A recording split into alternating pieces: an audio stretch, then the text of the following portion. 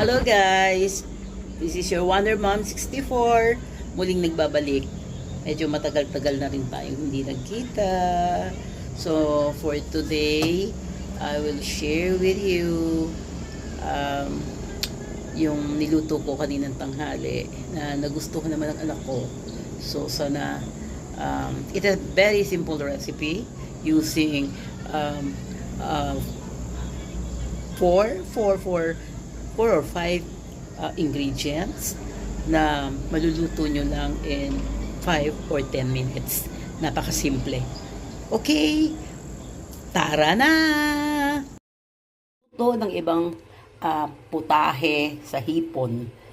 Actually, it's just a simple hilabos. Kaya lang ang gagawin ko, ibahin ko, gagawin ko siyang parang igigisa ko siya instead na just a simple steam. So, syempre, ang ingredients mo ay hipon, meron tayong onion, merong garlic, at napakaraming sili kasi ang anak ko super hilig sa sili. Hindi makakain ng marami kung walang sili. And then we have an oil, lulutuin ko siya sa oil, and yung asin.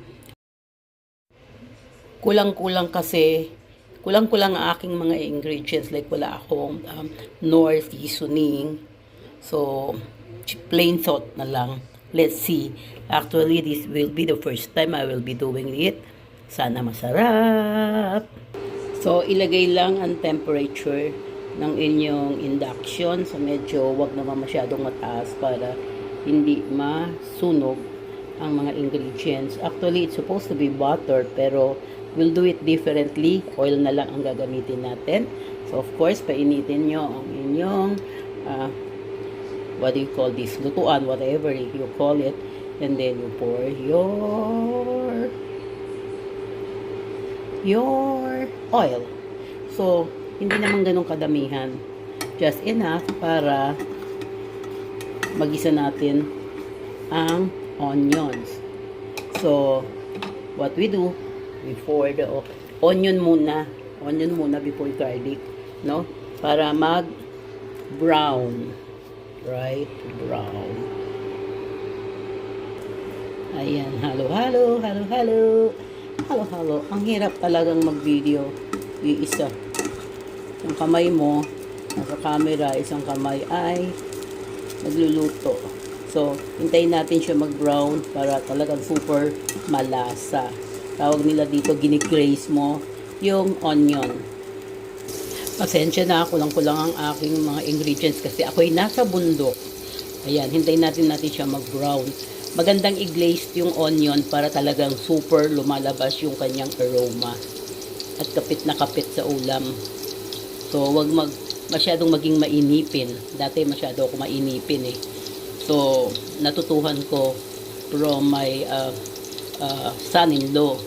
Ma, you have to glaze your onion para masarap sa ulam at mabango. And by the way, talking of my son-in-law, advance happy birthday, RJ! Birthday niya ng October. Now na nag-glaze na natin yung onion, nilagay ko na yung garlic. Yan, wag naman susunugin, okay? And then, syempre, isusunod na natin dyan ang hipon. Okay? Lagyan natin ang hipon.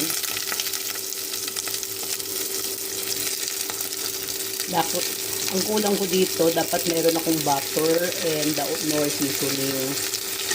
Since nasa bundok na ako, so just make do whatever is available and let's see what happens. Okay? Mamaya na yung sili kasi baka masunog. Okay? Nasa low heat lang ako. Ginawa ko lang 1,000 para talagang kumapit ang lasa doon sa hipon. By the way, ilagay na rin natin ibudbud na natin yung asin. Kasi kundi ang tabang naman ang ating hipon.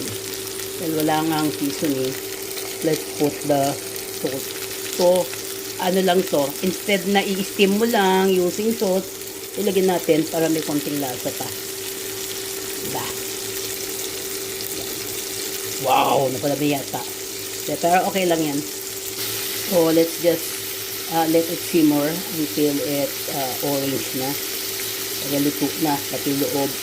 Umapit na yung lasa sa loob, sa laman ng hipon. Saka natin ilalagay yung sili. Pwede nating ibudbud na ang sili. Wow! Diba? Super red. Alam niyo gagawin ng anak ko dyan? Kukuhanin niya lahat ng sili, ilalagay sa kanin. Hindi siya Bicolana ha. Ewan ko ba. Pero, sili naman is good for, maraming benefits. Diba? Anti-infection naman ng sili. Saka yung nga. Kaya siguro din hindi siya tumataba ng husto because of the sili. Kasi diba, may slimming effect ang sili. Yan. Magana siya talagang kumain. She's a special child. And she loves sili. Kung gusto mo siya kumain ng marami, dapat spicy food or nanghihingi pa ako ng mga sili sa restaurant. So, cover it for a few minutes and then, luto na yan. Pwede na kaming kumain. Masarap magkamay.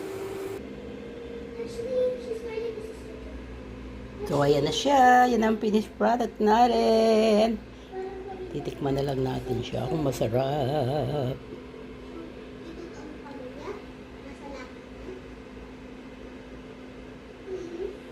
So, tara, kain na tayo.